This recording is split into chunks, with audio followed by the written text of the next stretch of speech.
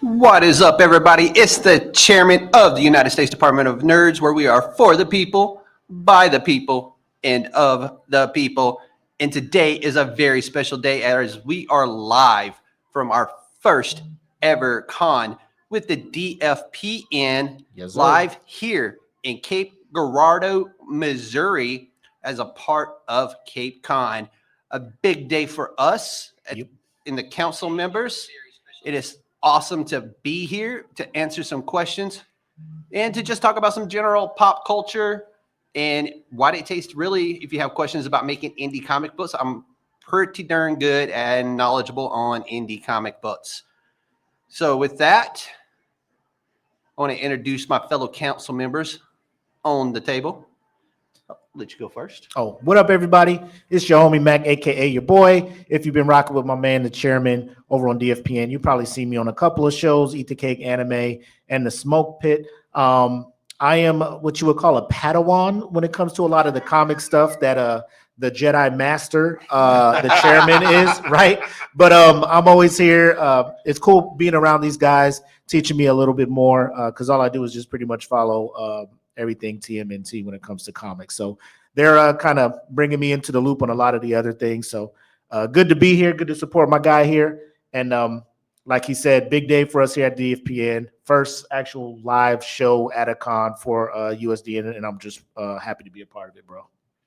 Same. And I will echo that. It's an honor to be a council member at the first live USDN show.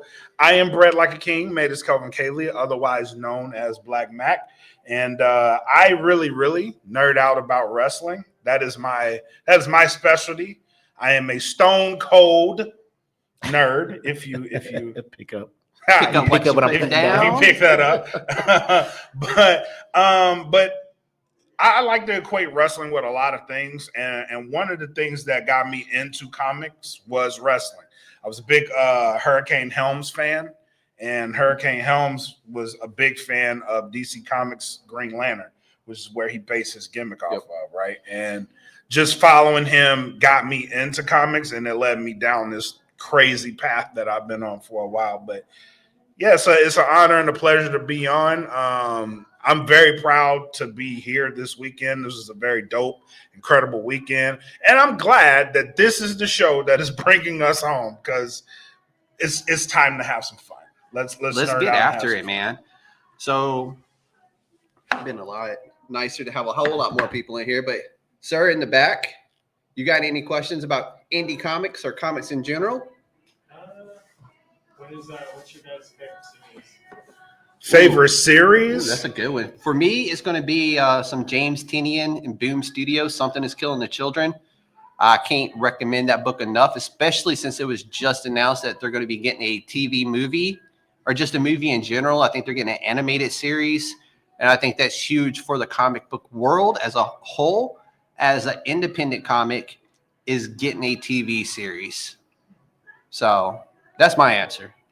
Yep, and like I said, I'm a big Teenage Mutant Ninja Turtles comic fan, and that's more from being a kid watching the cartoon growing up and then figuring out, it's based on a comic series and not just a random thing. So I will say it was eye-opening learning about the Turtles in the 80s on the cartoon and then reading the comics. You're like, oh, this is way different, right? This is some real stuff. But as I got older, you start to appreciate that more, right?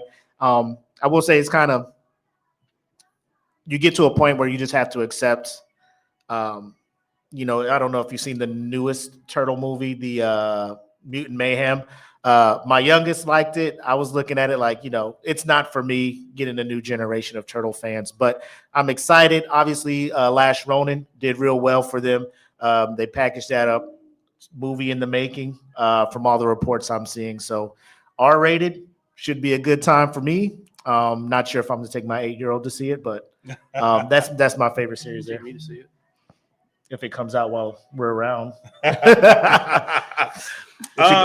For me, I am a big Infinity Gauntlet saga person.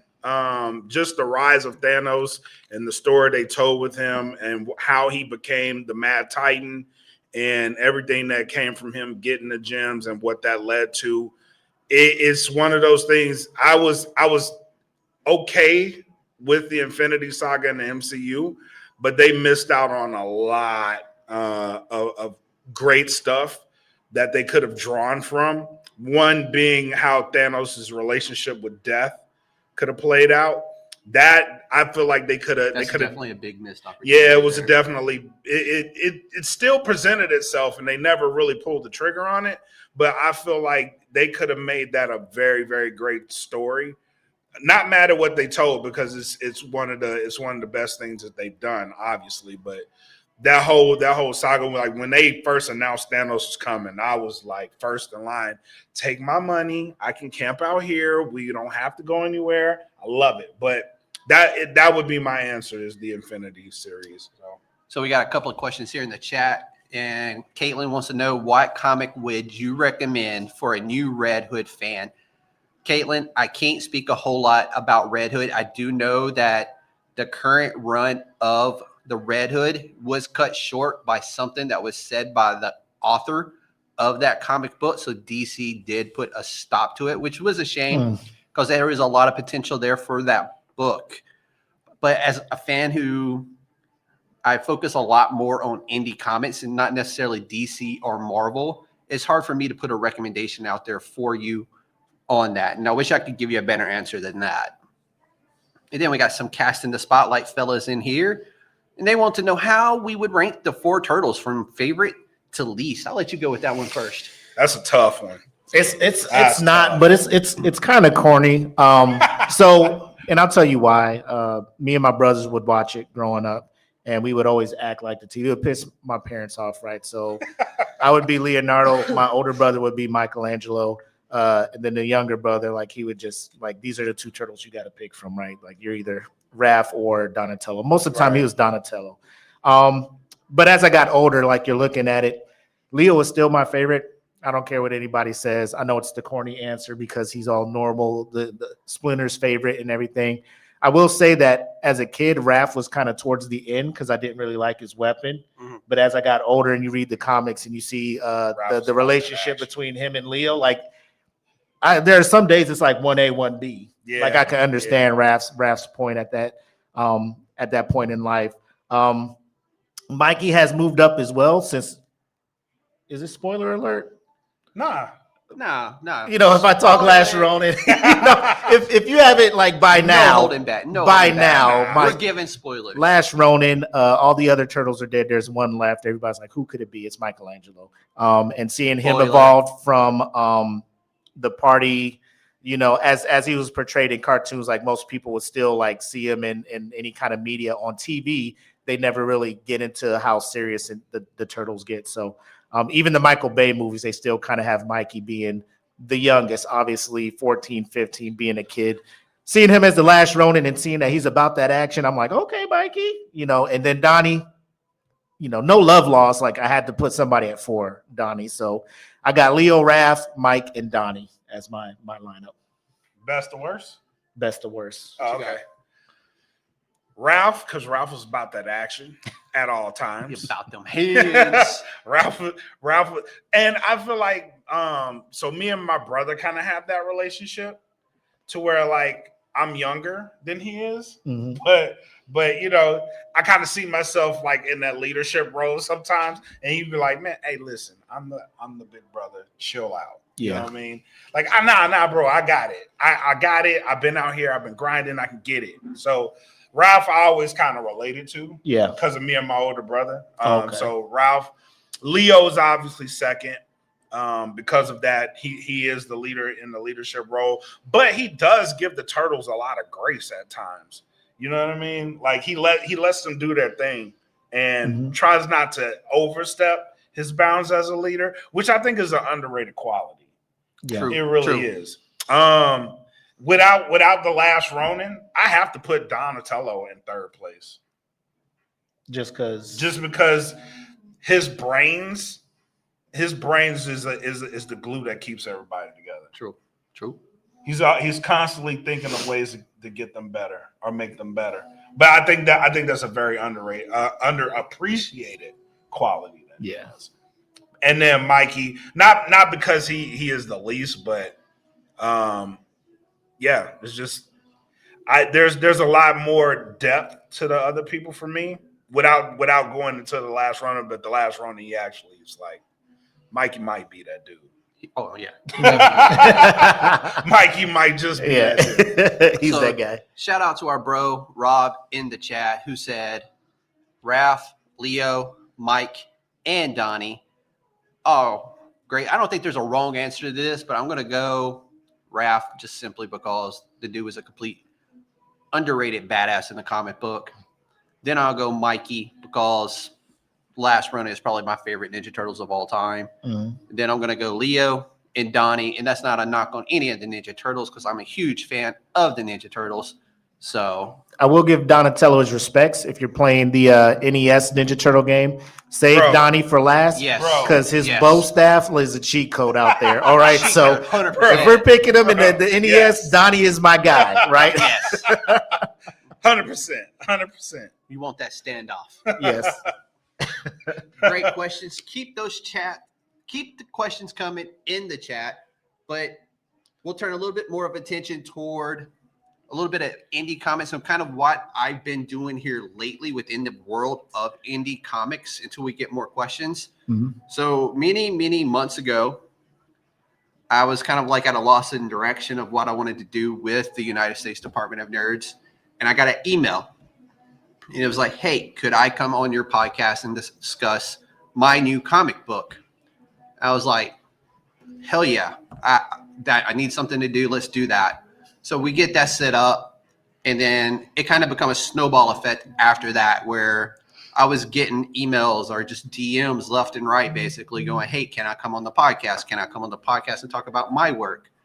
So it's really been like smooth, like literally not even 30 minutes ago, I was answering an email for another indie creator wanting to come on the United States Department of Nerds and discuss their upcoming comic book that they're going to be kicking off on Kickstarter. Well, it's already live on Kickstarter, but they want to come on and talk about it to see if we can't get them pushed over the line and get them funded, which is a really cool thing that I get to do is help creators get their comic book to the next level and get it, promote it, and fund it.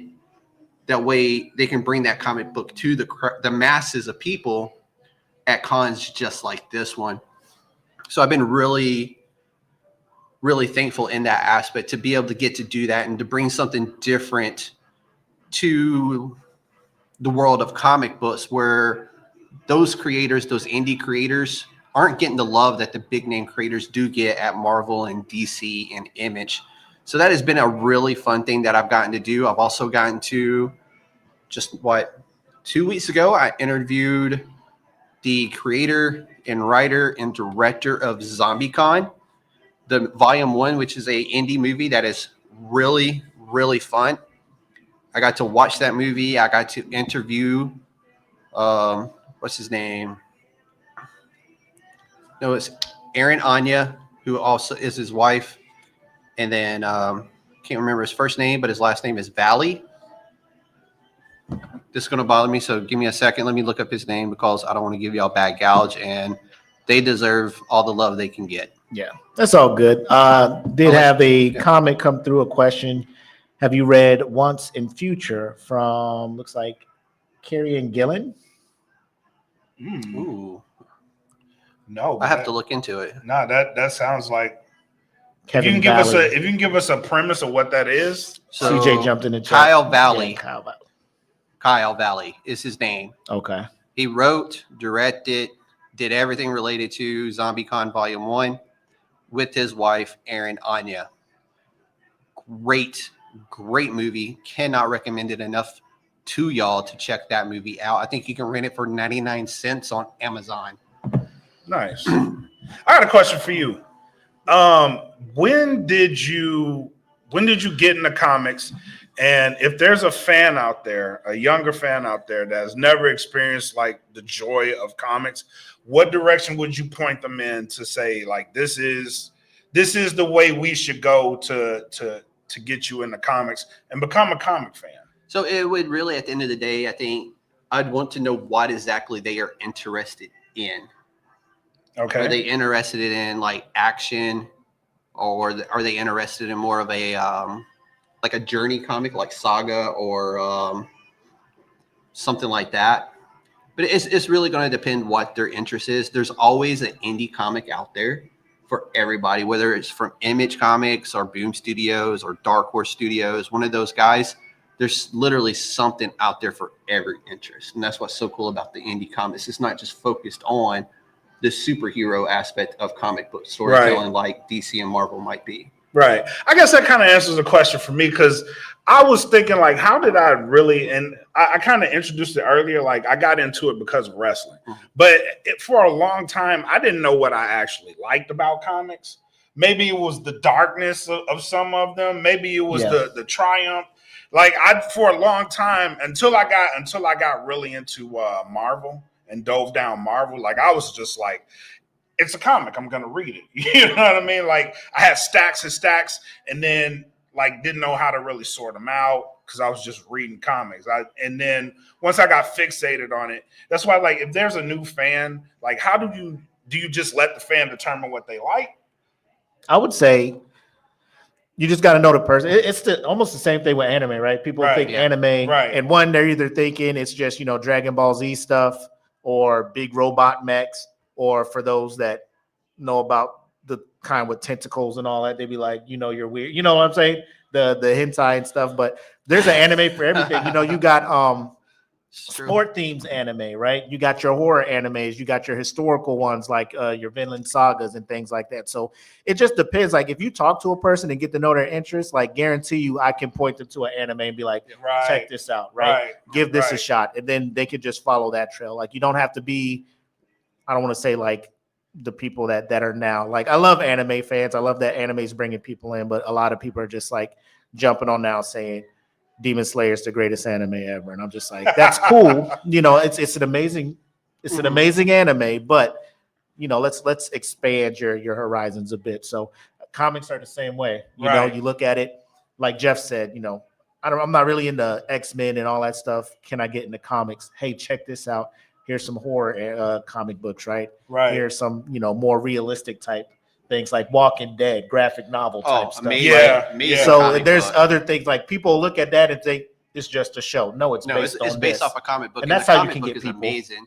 So back to the question from Draw Guy, I guess I have not read Once and Future from Kieran Gillen, and that's because it was before I got back into reading comic books. So I didn't get back into reading comic books till pretty much 2022, I think, and then it's just been uphill for me since then, getting back into them. And it all started because my daughter wanted to stop by the comic book shop and see what's there. And then as we were walking around, I started seeing titles from when I was a kid that brought back good memories for me. And I was like, I want to feel that again.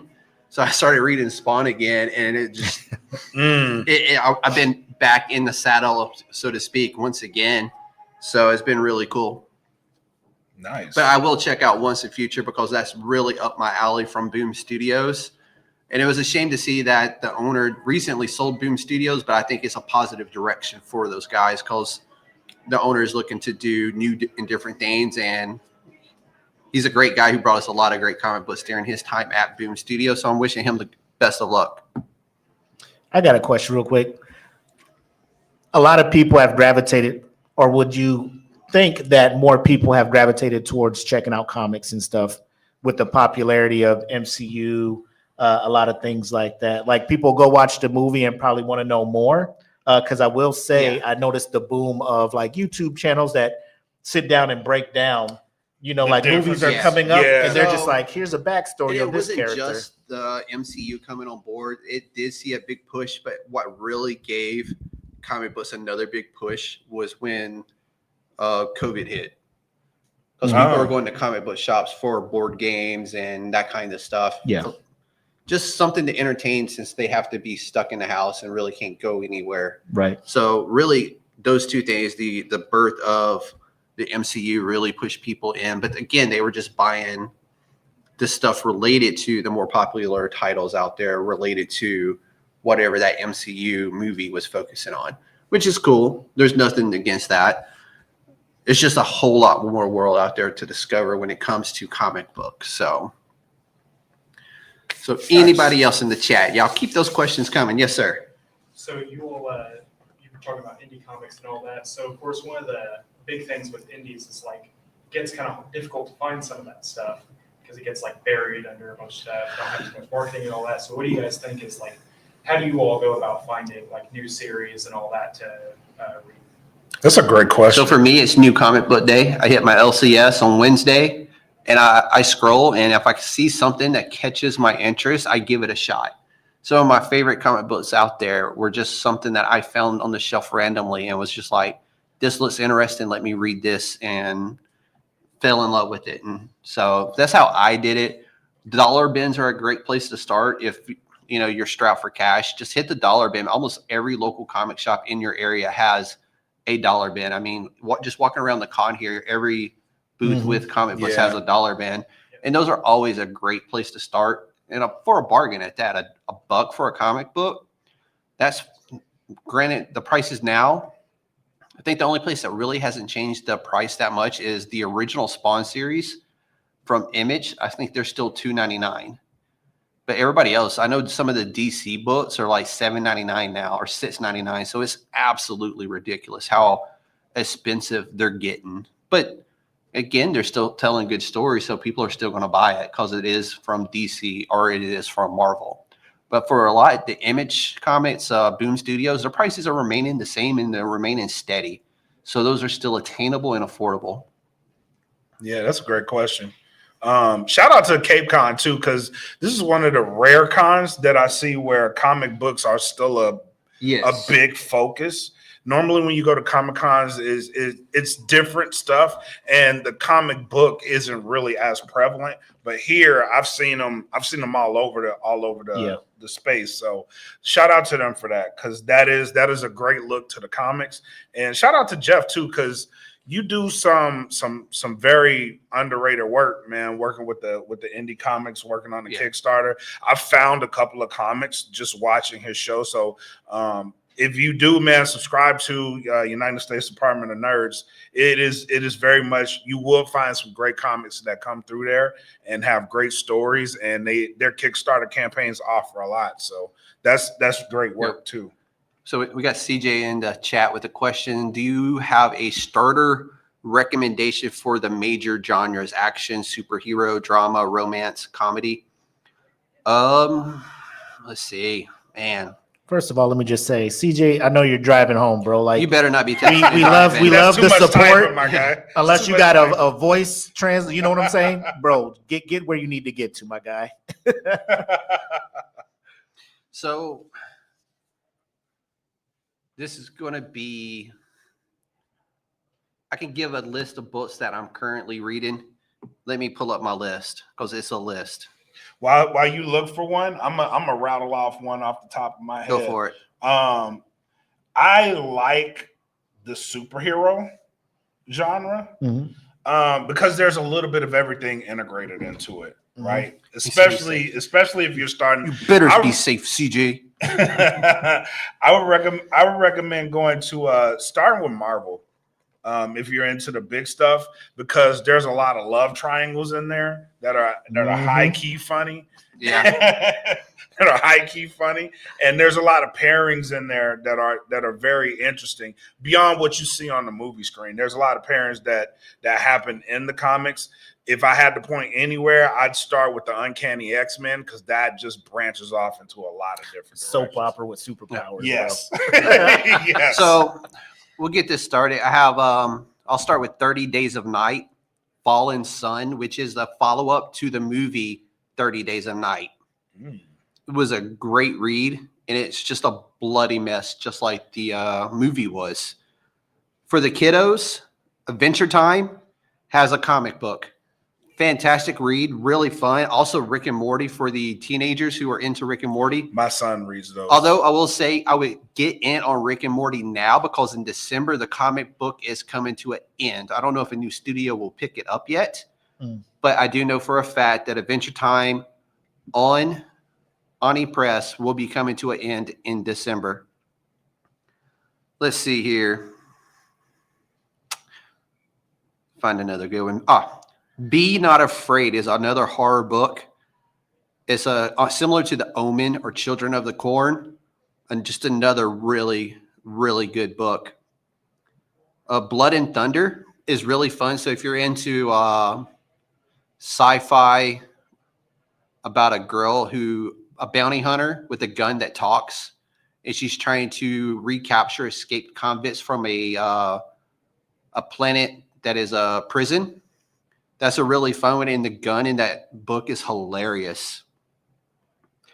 Catacombs of Torment, which is from Ani Press and EC Comics.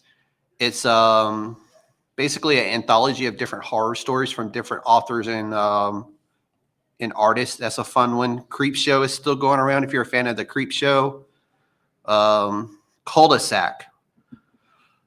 Oh, man, this book is... So all those people living in the burbs, that's something for you. That's a horror book. I do read a lot of horror.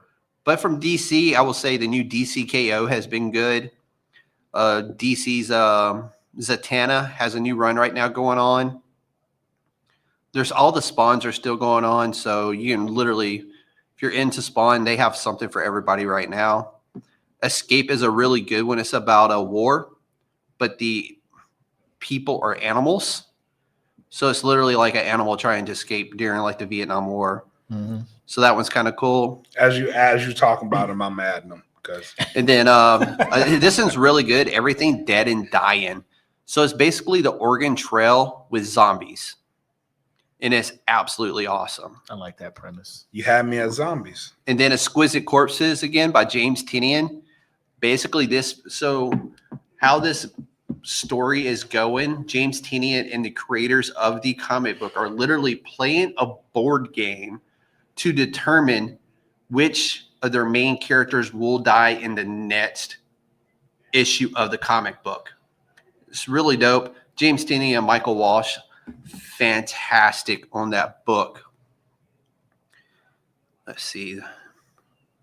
I just did a big backlog of comic books here recently, so I got a lot of stuff going on right here. Hello Darkness, which is an anthology horror series from Boom Studios. It's also a lot of stuff in there by R.L. Stine. It's really based off his work, and it's really, really good. Anything from Ghost Machine, talking like Rook Exodus. What else is in there? Geiger. Hornsby and Halo. Junkyard Joe. Anything, and I do mean anything, from Ghost Machine.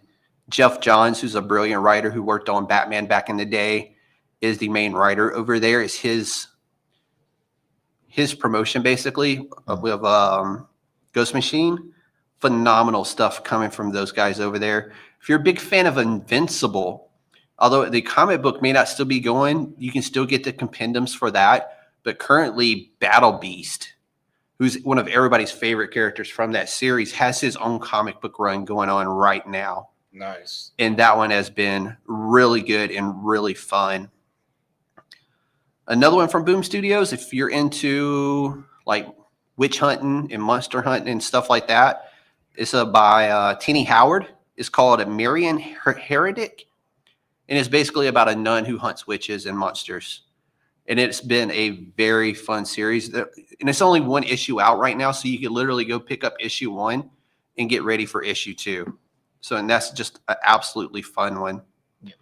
But I think that's a good. What's up, Rob? What up, Rob? His question: how do you handle it when you find a comic you find interesting, but a few mags in you find out that it's been discontinued? Do you finish the run or do you just let it go? So if I can find it, I will buy it. And that's just me. I can't just leave it incomplete. I don't think I've run into a situation like that recently where I was just like, you got to be kidding me. Because 9 times out of 10, you can go to the publisher's website and get the rest of the series. Or you can just do what I like to do, and that's just drive around and go to different comic book shops and hunt it the old-fashioned way, which is always a lot of fun because you may discover something you've never seen before. Yeah, I would just say, and this is just me, like, if you pick up a magazine, a comic, and it's good, and you see online that they stopped it, I wouldn't stop buying it because you're still supporting the creator. You're still Yeah. supporting those people Yeah. that did that work. And, nowadays you get enough people on board, you make enough noise, people will pick it back up. They'll find another publisher or somebody to support them and get it out there. I mean, I've been seeing a lot of that lately. yeah. I mean, it's the same thing with anything out there, man. Like if you get enough fans on board, people passionate about it. And me, I'm a sucker for supporting, man. Somebody took this chance to draw this and put their idea, put it out there for the masses. And it's been discontinued, but if there's still issues out there, I can buy and support and promote things like that. Like I'm 10 toes down for it. It's no different than in, anime. You have manga that gets discontinued and you're just like, well, why finish watching it? Like, why finish reading it? Because like, the author wants to complete his story, her story. So go give them that respect to finish that story. I'm still looking for a few issues of Banana Fish myself for my daughter. So, But if I can give one more recommendation, it's a book by Aubrey Sitterson. It's called Free Planet. It is basically about a planet that goes to war to get its freedom.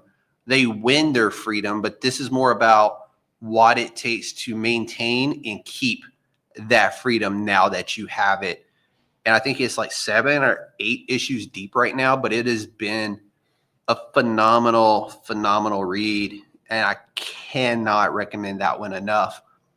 But if you want to talk about some real indie type of comic books, let me pull up my YouTube studio real quick. And we can go through some of the interviews that I have done. It's the most recent one I did was Monday, literally just before we left here. I did Powerscape with a guy named Donald Thomas Capello. Very fun comic book set in, I forgot what century it is set in, but basically the world has come to an end as we know it. In not every major city, but a lot of the bigger major cities now live in these bubbles. And those cities are run by an alien power source that we now must compete in a game of Powerscape to earn the energy cores to power our planet. So it is something really, really cool, something different and unique that's out there for you. If you just Google Powerscape comic book, I'm sure you'll find it, or you can go to Kickstarter and find it that way. That one was really fun. Let's see what else. Memoirs of the Morbid, Orange Edition. So basically this is like an anthology, very similar to Creepshow or something like that. And it's got a little bit of something for everybody. So I think it's 3 or 4 stories in there. And before each story, there's a segment with a guy similar to the Creep from Creepshow who kind of gives you a funny like lead into the comic book. And it's really fun. And let's see here. Quickwire #1 is about to come out from Apogee Comics. That is another really good one. It won't be on a Kickstarter. You'll be able to go to Apogee's website and just order it straight from their website. And they have a bunch of like indie superheroes. So that one's a lot of fun as well. The Plague, which I know you fell in love with, takes place in New Orleans after basically something similar to COVID happens. And the big farm is trying to clean up a mess. And one of their security guards basically got in their way. So they basically take him out into the woods and they plan to kill him. However, the swamp gives him another chance to basically correct the wrong. So that one's really cool. That's dope. And that one's still active on Kickstarter right now. So you can still get in on that one and support it. And then I know one of your favorites, Dark Pink. Yep. That one It's not what you guys think. It's really not. So he pointed at me, your favorite Dark Pink. I'm just, hey. It is not that Dark Pink, I will promise you. So basically it's about a rich kid from the UK who basically kind of gets into a little bit of trouble. And then her parents move them to New York. And then she finishes school there. And then her parents are like, okay, you're through college. We're going to take you this vacation. And they go down to New Orleans. Something happens to her parents in New Orleans. And now she basically sells what she has, packs everything up, and she goes to New Orleans and she basically starts a private investigation firm to basically find her parents. It's a really fun one. It's done by Christopher Ford. Mhm. And it's got some amazing artists on that book. You can still get in on Kickstarter on that one and do a late pledge. But have all been just like really phenomenal books. Let's see. In Our Dreams Awake, issue number 3 is basically about a guy who goes to sleep in one world and wakes up in another world. It is written by 2 different writers and drawn by 2 different artists. So one world's a futuristic cyberpunk era type, and the other one is like the Renaissance age. Mhm. So he'll literally go to sleep in one, wake up in the other one, and both of them they're both very different. Oh, like Moon Knight. No, it's the same guy. Yeah, No like different Moon Knight. personalities. His personality is still kind of the same. He looks a little different in each world, but he's still the same dude. Okay. And another one of my favorites was Shock-Headed Peter by E.B. Coogan and Jessica Silvetti. That one is a volume 2 of a it's not a comic book. It's a Graphic novel? graphic novel. Thank you. Yeah. Brain fart there. Apologies. But that one's a lot of fun. It's basically an old German. What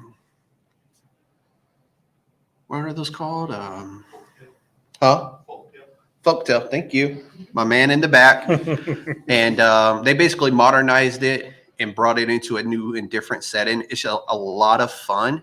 Mhm. And I can't recommend that one enough too. I think it just funded as well. And I think I've done this year alone, I have done 20 Kickstarters interviews, and I just got emailed today for one more.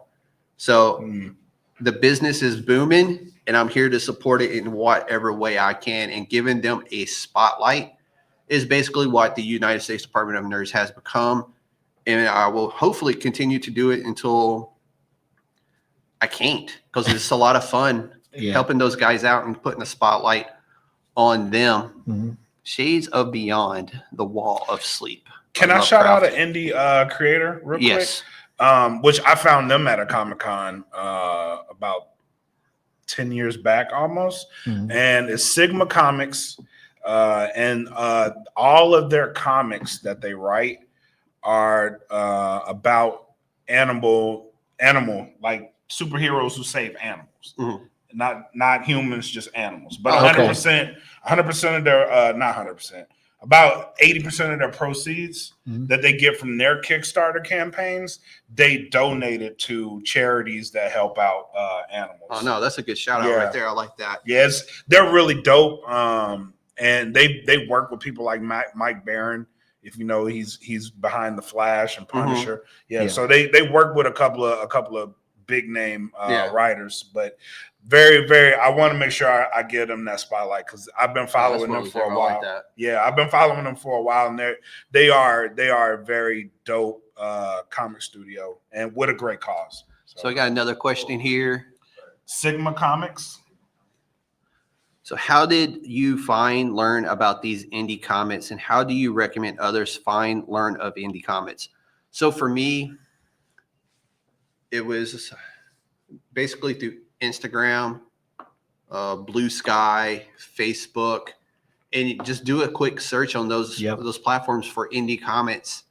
And for me, like I said earlier, I was kind of having an identity crisis at USDN where I really didn't know what I wanted to do, but I kind of knew I wanted to do. So I was doing a lot of like weekly comic books, like, hey, this is what I'm reading and stuff like that. And one day I was like, I want to get into interviewing comic creators with no intent of really focusing on indie comics specifically. It just kind of happened that way. And it all started with one guy who gave me a chance to interview him and work with him and give him ideas as well on his comic. And it's really cool because one of the ideas I gave him was one of his biggest sellers for that campaign. So it's one of my prouder moments of doing this is giving him that idea. And him running with it and it becoming one of his bigger sellers. So that's how I learn about them. And like I was saying earlier, I do promote monthly, like a few times a month. I have a calendar, and I post my calendar onto a bunch of indie Facebook groups, on Instagram, on Blue Sky, and I follow a lot of indie creators, and I follow a lot of mainstream creators as well. And I get emails from them. Like I said, DMs. They literally come into me and go, "Hey, can we come on your podcast and talk about our new project?" And I've not had one where I was just like, no, that one's not my style. I always try to give everyone a shot and a chance. So that's how I did it. Before USDN, mine was the old-fashioned way, right? Going to a comic shop, seeing it, looking very interested in it, or going around a con and seeing somebody pushing something I didn't know, asking them what it was about, and finding it. So.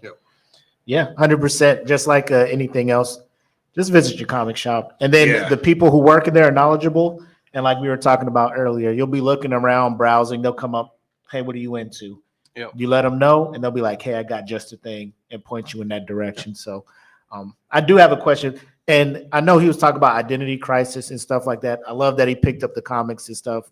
Like when somebody finds their passion and goes after it, it's cool. Yeah, it's dope. But I don't know if you've seen the logo for my man's podcast, Star Wars guy. Yeah. I got a question for you. You see the landscape, you see where Star Wars is at. Yes. As a property. A lot of ups and downs, more downs than ups recently. Oh, yeah. Here we go. Yeah. Now we're about to have fun. What do you think, or what direction we give you? Hey, Disney hit you up, Jeff. We're fumbling the ball here. Yeah, they are. How do we get? It ain't a we fumbling. You already fumbled that ball. Fourth quarter, 2-minute warning. We need a touchdown, 2-point conversion to win. How do we get back in the game, Jeff? What's the move we make? You pull your heads out of your asses.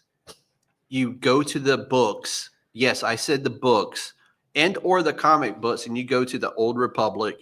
Got some Amen. head Or you nods go and to stuff, the New yeah. Republic. Amen. Because both of them, both comic book and written book, are some of the best reads you will ever read. And they are some of the best Star Wars stories out there. The War of the Nihil is one of the best stories you will read from the Old Republic. So that is what you do. That Disney, if you're listening, that's how you unfuck Star Wars. So, like, I agree, knowing some of the Old Republic stuff, obviously playing Knights of the Old Republic, you start seeing, there's Revan, there's Malik and all this other stuff. You're like, I would love to see this, right?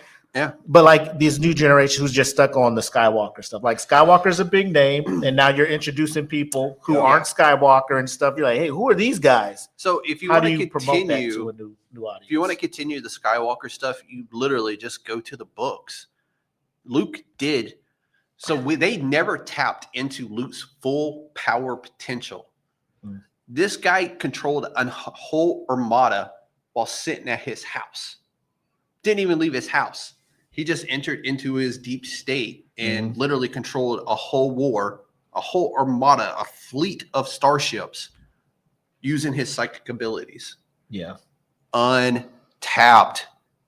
The dude was not to be reckoned with in the books and in the comic books. Not the hermit that was living on some planet drinking blue milk from a walrus. Yeah. That is not Luke Skywalker. Follow on. Everybody sees Luke, right? And they see Mark Hamill. Obviously, he don't look like Luke anymore. Are you okay? Obviously, I don't know if you're a fan of this Absolutely whole new recast CGI him. thing. Okay, cool. Recast him. Yeah.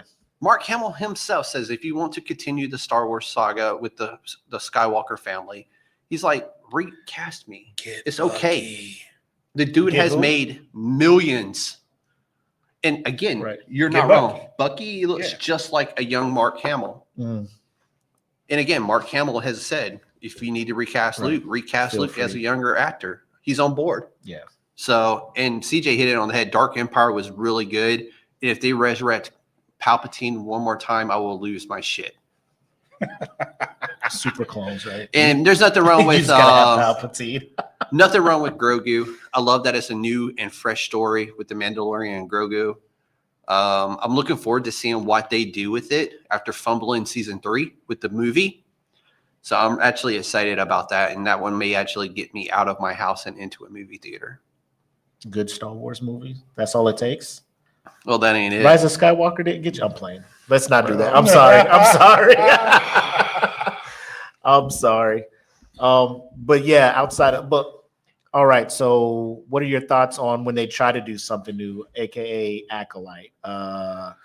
I don't want to say so much Book of Boba Fett, but they start trying to do these kind of side stories. What do you feel about those? There's a lot of really good stories out there, books and comic book wise, about Boba Fett that they could have used.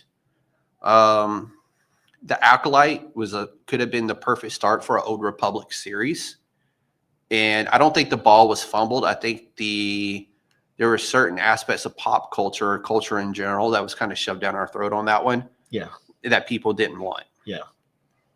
It's one of those, fair. if you stick to, like, if they wanted to create an Old Republic story, they could have easily went to just before Palpatine came to power and him killing, what's his name? Shit. Brain farting. His master. They could have went back before that and showed us kind of like the rise of the Sith and how we became with the rule of 2 and that kind of stuff. I think that would have been great. And Rob just hit it too. The way to bring it back into focus as of right now is to restart the Jedi Academy. Start with the new Jedi Order. Bring in Mara Jade as Luke's hidden wife and his child. That is a perfect way to do it. I think if you're going to do that one, you recast Mark Hamill. Yeah, Plagueis. Yeah, Plagueis. Thank you, Rob. Yeah. I was brain farting on that one too. But no, Rob hit it right on the head. And yeah, and Palpatine's been resurrected more than once, but it's cool how the resurrection of him took place, and all started with Luke's hand. Mm-hmm. So that was pretty cool for when it got cut off in Cloud City. Yep. Crazy they found it. I thought it would have fell down that hatch. Yeah. So I think that's really cool. But there's a lot of really great Skywalker stories out there that could be told by Disney if they would read the damn source material. Here's the issue with that, right? They don't know how to read? No, not There's necessarily. picture books, there's comic books. So Not necessarily they don't know how to read. Is Disney is still stuck in, we have to tailor this for the kids. And in order to really truly bring out the nature that is in the Old Republic, you got to go dark, bro. And No, you're absolutely right. you gotta step outside the boundaries. And I know that you're willing to do it for Marvel. You got to be willing to do it for Star Wars too. See, and they didn't really have to do it for Marvel. They could have kept it Sunshine and Rainbow. Oh no, you needed for the children. You needed to do it for Marvel because it 100. But when you break that barrier and give us something like a Deadpool and Wolverine, to where things, you've shown us that you can go outside the boundaries. Yeah, I mean they could do that. I mean, they proved it with Marvel with Deadpool, Wolverine, and then just the regular Marvel movies. There's a way to do it that you can meet the sides of both audiences, the people with teenagers and kids who want to take their kids to see these movies and still appeal to the adults. There's a fine line there that they can do. Yeah, I mean, yeah, you can do that, but I agree with anything from the Old Republic era would have to be pretty dark. yeah, it's got to be dark. But it can still be done in a way to where you can take your kid there if you wanted to. Slap a TVMA 14 on that bad Exactly. boy and let these parents exercise parental control And give us what we want. It's not that hard. Again, that's part of the problem right there. I would say I prefer like if they go with the TV series for these things, but they got to do them right. Like the way they try to cram stuff in a hour 40, 2 hour thing, you can't do that, right? Like you do a 16 episode animated series, Right. or you do an 8 episode or a 10 episode live action where every episode is an hour and a half long. Yeah. And I think that's what they need. They need to understand who these characters are, because shout out to Rob. Yeah, you start doing new Jedi Academy, Mara Jade, all of this stuff. Disney will be like, okay, we'll do it. And then they'll try to introduce Mara Jade so fast. People will be like, wait, wait, what's going on here? Well, So the if you fans just are going to kinda- know. Real fans I'm of talking- Star Wars will know. The people Disney want to come watch. Like They know they have real fans by the balls That's with Star another- Wars, So but they want to expand it and bring new fans in. Yeah. You know, Yeah, that's another problem. Disney is looking at Star Wars like it's Disney. it's not. Like, bro, It- they have an established fan base already, bro. Like, Yeah. You have gotta to cater appeal to them. that fan base. Yeah, you got to cater because to that fan base is literally the most toxic fan base in fan base I'll say this. history. people have been coming to Disney World to see princesses and all that stuff. The minute you brought that Star Wars stuff over there, new people were coming to see. Yeah. Just like you Yes. did when you made Avengers Campus. Like new people were coming. Like they're bypassing the magical kingdom and going straight to the stuff they want to see. Yeah. And if you're fumbling what they're holding precious, you're going to start seeing the decline and stuff. People not going to watch your stuff when you put it out. You know, shout out to Andor, great stuff. Yeah, dude, But- Andor is probably the biggest win in Disney Star Wars history. And what sucks about it is, as great as that TV show is, we knew what was coming after it. Yeah, but And that was Rogue One. no, but that's what I'm saying. Nah, I that like doesn't that suck. though. No, The it doesn't prequel, suck. like Love if that you movie. can already establish characters, kind of what you're talking about, just going back, getting some things. Now, I don't know how you guys felt about Solo, as far as like let's introduce. So it was a We get a ball. I'm one of the fumble. rare people Hold that on. actually like. Why- I liked it, but I thought it was fumbled. It could have been better. Right. What didn't you like about it? I didn't like that I don't remember anything that happened during the movie. Wow. It's a nothing movie. I can understand that. Yeah, I get what you're saying. I can understand that. In the grand scheme of things, what happened in that movie don't really matter. But not to say I like the movie though. Well, no, because they introduced characters in that movie who are a part of the Crimson Reign comic book storyline. And those characters and that storyline from Crimson Reign is some of the best storyline that you can read in the comic book. Oh, for the chat, Without a doubt. the from the audience, he said he didn't like the fact that he really didn't take anything away from it. It was more like a movie that was just a movie, like nothing really mattered in that sense. And Rob's got another good one in here is they fumbled. They wanted to distance themselves from the old trappings, i.e. the Skywalkers, the distinction between Jedi and Sith. The powers that be wanted their own characters. Yeah, but here's the thing about that. That's the, a the fact, characters are already established within the Star Wars world. You could create new characters within it for stuff that happened completely after the Skywalkers. You can create new stuff for that. I get that. There's a way to do it and there's a way to not do it. And Disney chose the path of the way to not do it properly. That's fact.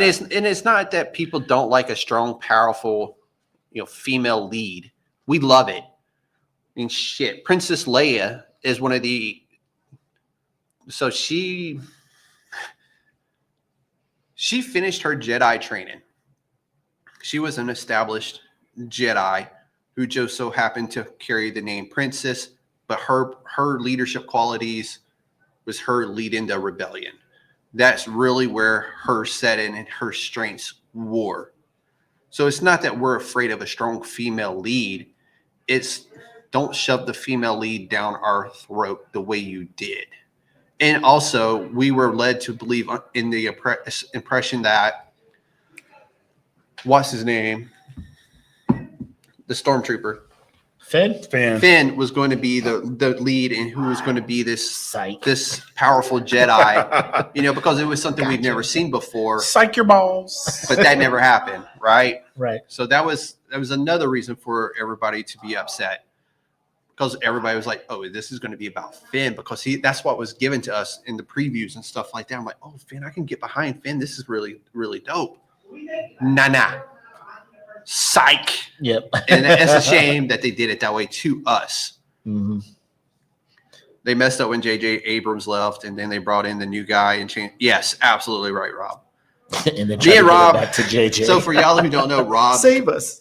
is our brother. He comes on the podcast when I talk anything Star Wars. Official Normally, member of the council? He is an official member of the council. He's an OG member of the council. And once a year, I do a giant Star Wars show. I didn't do it this year because I was so busy with interviews that I hadn't had a real time to sit down and put anything together. But I know the new Star Wars Visions just finished, so this may be a chance for me to, during this holiday break that's coming up, to sit down and write out my annual Star Wars show and just do it later than I normally would have. Normally I do it every May.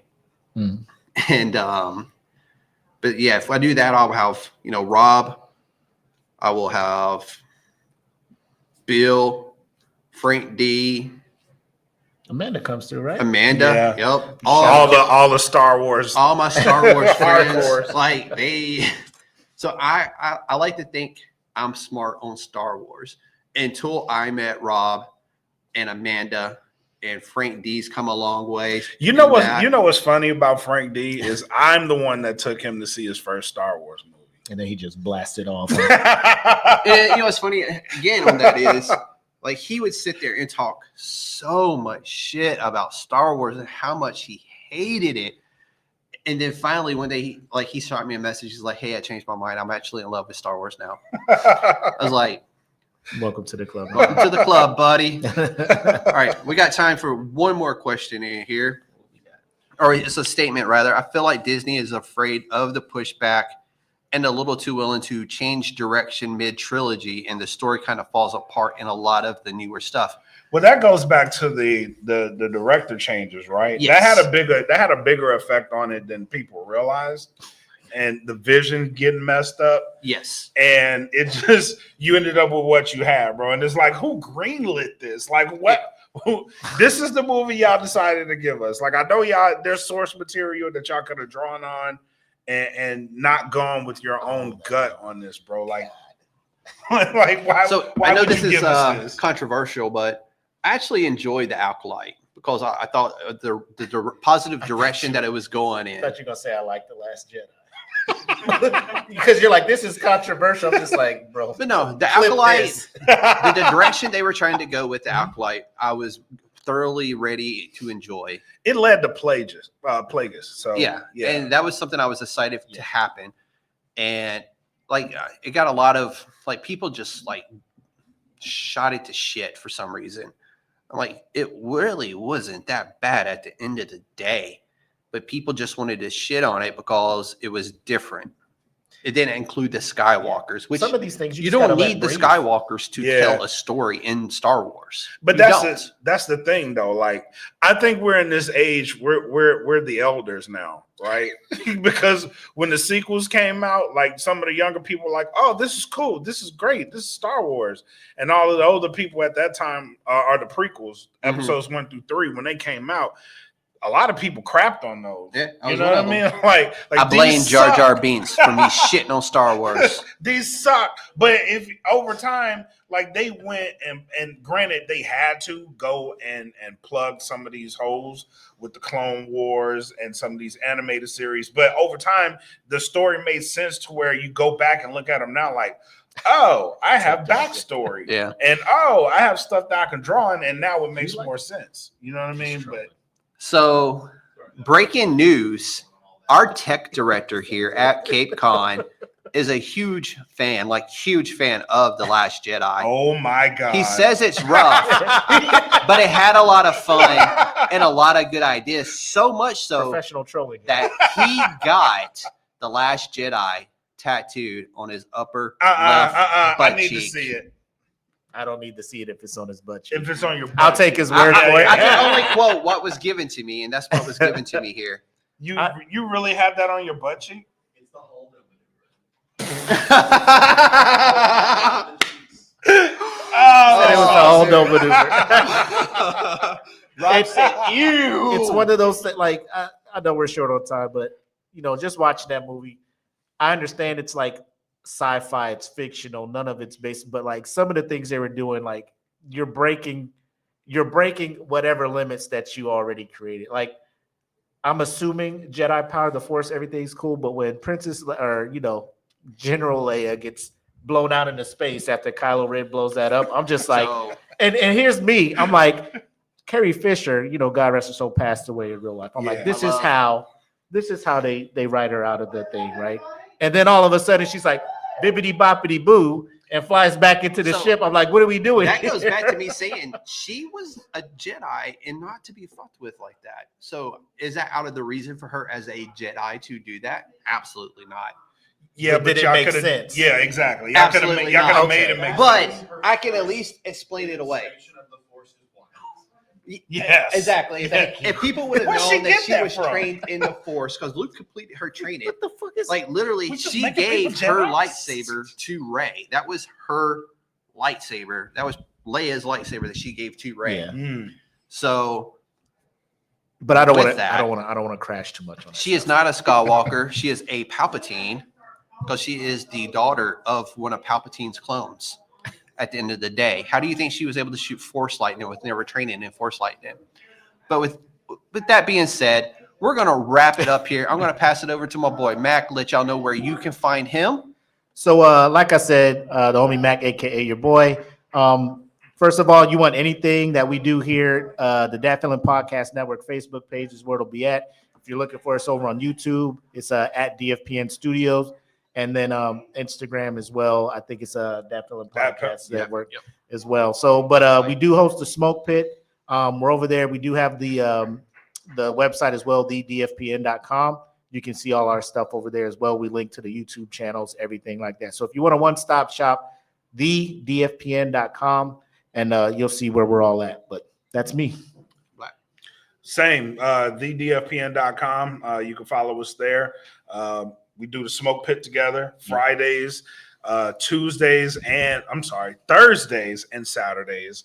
We do No Gimmicks on the network, and we have so much weekly content, cutting edge heroes, Confessions of a Failed Family Man, Eat the Cake anime. I'm tired, so I don't want to make sure. I don't want. We also have a TTRPG.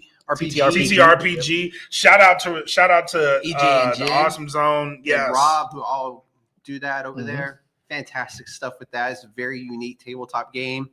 If you're into tabletop games and just watching people hanging out in different locations around the United States and just shooting the shit and playing a TTRPG, it's such a definitely great story. something to check out. And as always, I am the chairman of the United States Department of Nerds. You can find me on Facebook as USDN Podcast.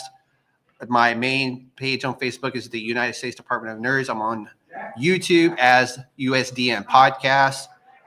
Instagram is USDN Podcast. Blue Sky, I'm on there as the USDN Chairman. Go give us all a follow. If I was y'all, I would go to the DFPN.com, bookmark that shit, and stay tuned because we have a lot of big things coming. And with that, y'all, we're out of here, Cape Con. Thank y'all for Thank having y'all us so much, Cape Girardeau. You're beautiful. We'll see you in April for Anime Con. It's cold here too. Yes, it's cold. Pack your long Peace. johns if you're coming out.